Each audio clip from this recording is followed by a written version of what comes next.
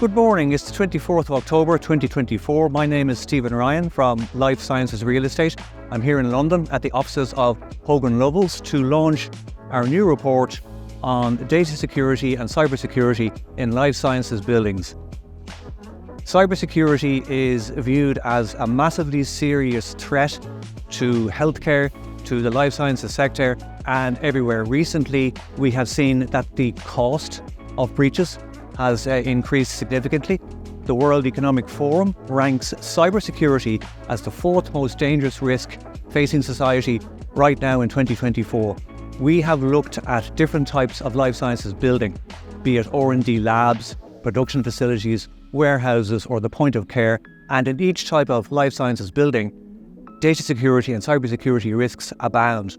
We have come up in our white paper with some 8 guidelines on how to contain this risk, but we strongly suggest that you download the white paper and read it for yourselves. Thank you.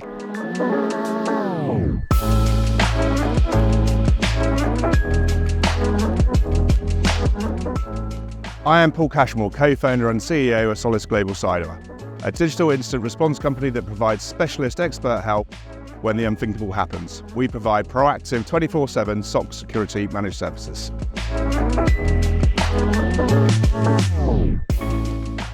Am I surprised by the findings of the white paper? No. In the modern threat landscape, new cyber risks emerge every day. The white paper articulates the need for a comprehensive cyber and data security strategy that covers people, process and technology. The white paper goes on to highlight how devastating a cyber attack can be. As an NCSC assured incident response company, we have managed 102 business recoveries in the last year. Not all of those companies survived. I echo the need for a cybersecurity audit, but it must be independent and it must cover all threat vectors. The Solis Complementary Risk Assessment focuses on what you need to survive a persistent targeted attack.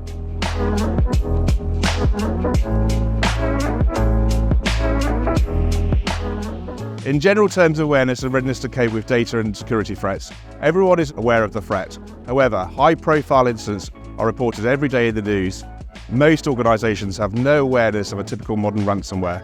The threat actors will evade your security defences, actively destroy your backups, steal all your sensitive data, and then encrypt your data, crippling your business. Recovering your IT and IT services is only a small part of the business recovery. Sensitive data leaks will appear on the dark web for everyone to see. Be careful what data you keep. Scan your systems for PII data and review your data processes to minimise risk. You must complete an incident response plan. Identify key systems, decision makers. Do you have what you need if all of your data is lost?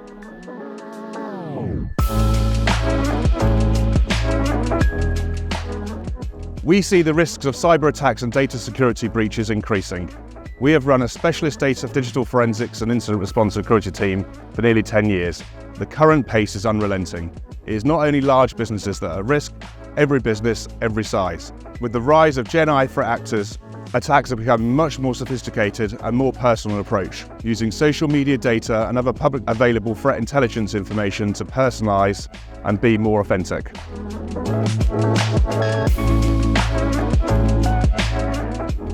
My name is Robert Fett. I'm a lawyer at Hogan Lovells, an international law firm here in London.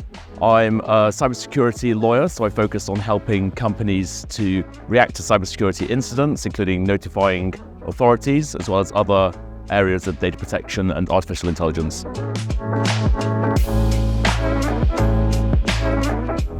So in terms of the way in which we're seeing the sort of cyber threat landscape increase, it's certainly becoming a lot more sophisticated.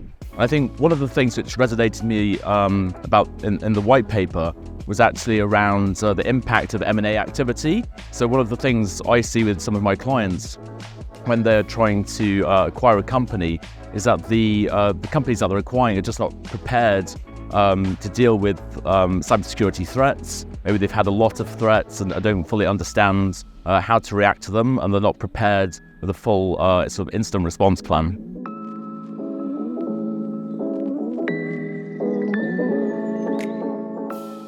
So in terms of how well companies are prepared, I think a lot of companies in the life sciences and real estate sectors put a lot of emphasis on the GDPR over the last 6 years.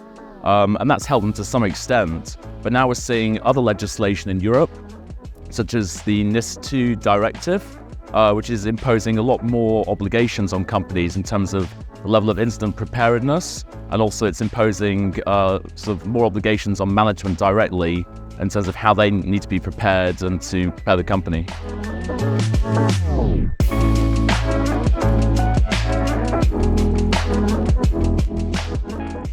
So I think in terms of the preparations companies need to do from a legal perspective, I think there are three things. The first is to understand what the threat landscape is for their specific industry. The second would be then to prepare a plan to address that, particularly understanding what their obligations are to notify authorities and how they're actually going to do that, particularly in very short timeframes. And thirdly, to train employees on how to enact that plan. Hi, I'm John Archer, Solutions Director at Backbone Connect. We help our landlord clients navigate the challenges of fibre connectivity and cybersecurity in commercial real estate, whether that's multi-let corporate offices, business parks or life science facilities.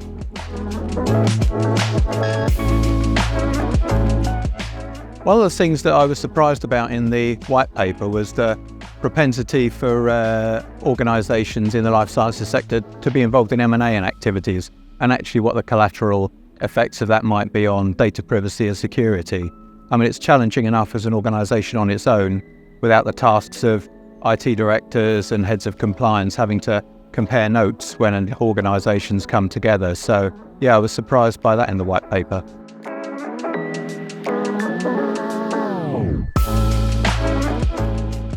I think awareness is increasing, and sadly a lot of that's due to the high-profile breaches and the nature and fallout from some of the recent attacks. Anything that involves, for example, the public or impacts the public at scale is always going to raise concerns and make people look inwardly.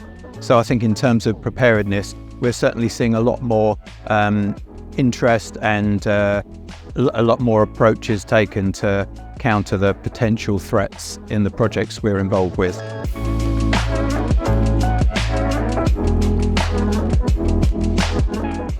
Yeah, so in the next 5 years, I think data breaches and data theft is going to be partly driven by the scale of cloud computing and leveraging the power and tools available through AI. And bad actors can basically leverage tool sets and execute attacks at scale, which is pretty frightening. And sadly, cybercrime's a very fast-growing global financial industry, and that's fueling it as well.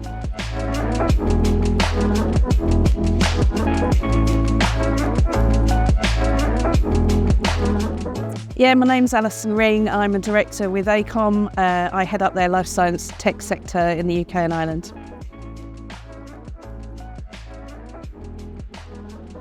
There are a number of surprises from the white paper. One would be the significant cost impact that seems to be exponentially growing over the last few years in particular. I think it was 4.88 million cost generally in 2023. The other significant impact I think that came through from the white paper was around not just the financial impact, but the potential health and danger to society with cybersecurity, and particularly the attacks on hospitals of recent times in London and elsewhere in the world, and the cost and the potential health impact and danger to society that has from something that is actually very fragile in terms of the data infrastructure that's in place at the moment.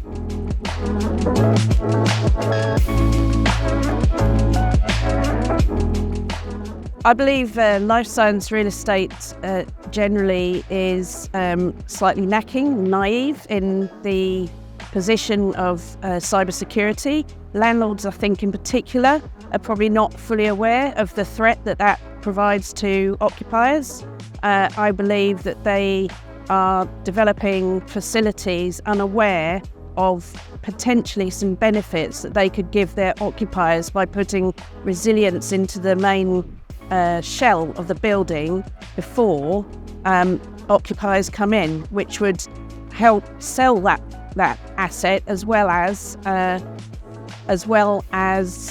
being able to provide much cheaper and more cost-effective resilience first off before the occupiers come in and potentially have to retrofit a security infrastructure as a post-delivery solution.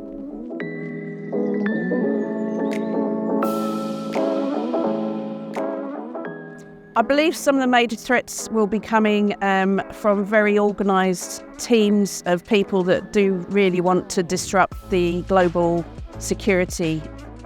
Life sciences is such an important asset or a part of a lot of Western organisations' economies, as well as, in terms of the impact on healthcare globally. Unfortunately, some people out there that would want to really disrupt in very organised cells who are very well protected because they're very good at their confidentiality and systems and means of working because of the tech and the skills that those individuals have. It's a real concern, not just on life sciences in terms of the research and development, but massively as far as the impact on global economy, global healthcare, from organised cells that are very, very smart, but we need to work out a way, not just about the infrastructure, but about how we can use that infrastructure to support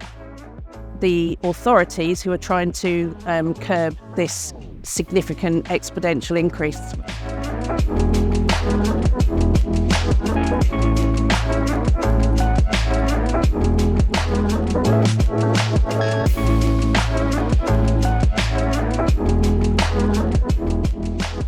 Hello, I'm Matthew Hopkinson from Dodobi, and today at Hogan Lovells, in partnership with Life Sciences Real Estate and Backbone Connect, we published a white paper on data and cybersecurity in life sciences and commercial real estate in general.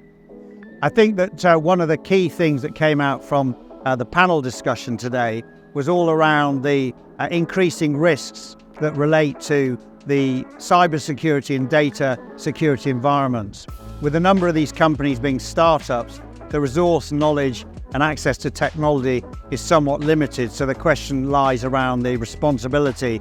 Is it the investor? Is it the developer of physical real estate, the landlord, whatever it might be? So that is still sort of moving itself out. The other thing that relates is to the high number of mergers and acquisitions which happen in this sector, and obviously the movement of data amongst different structures, but also around the different territories within Europe or the world that these companies operate in. But I think that what finally became very clear from the discussion is that there are an increasing number of these attacks happening, and whether they're sort of national or international, we're all aware of it through the news, and a number of high sort of profile attacks on the NHS, Transport for London and others. So I think we can be sure that this is an issue which is going to grow, and that be it the government or be it the companies, developers, investors need to have a greater awareness and threat perception to be able to deal with it in order that these companies can survive and thrive, and of course maintain our national integrity of being the forefront of life sciences overall across the whole of the world. So lots to chew on. We will continue to follow this very interesting topic as we go forward over the years and months to come. Thank you.